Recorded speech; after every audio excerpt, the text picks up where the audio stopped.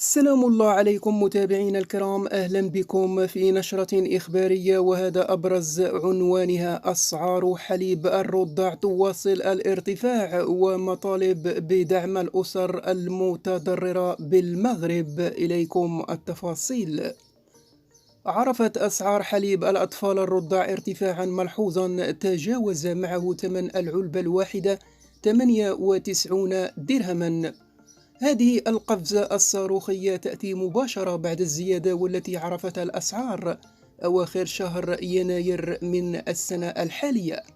وفي خضم هذه الزيادات المرتفعة في أسعار حليب الرضع، استبدلت بعض الأسر الحليب المعقم المعروض في الصيدليات استبدلته بحليب البقر غير الصالح لتغذية هذه الفئة العمرية، بالنظر إلى ثمنه البخس مقارنة مع الحليب الصناعي. وحسب بيان صادر عن الجمعية الوطنية لحماية المستهلك، فإن حملة ارتفاع الأسعار والتي يعرفها المغرب طالت جميع القطاعات، ولم تستثني حليب الرضع، والذي عرف أيضا زيادات متتالية تتراوح بين 3 دراهم و24 درهما.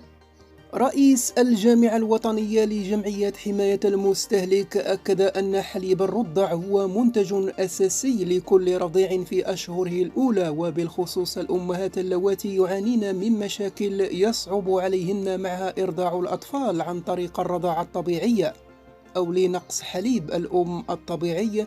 ومضيفا أنه من الواجب على الجهات المسؤولة أن تراعي ظروف الأسر والتي لا تتوفر على دخل قار.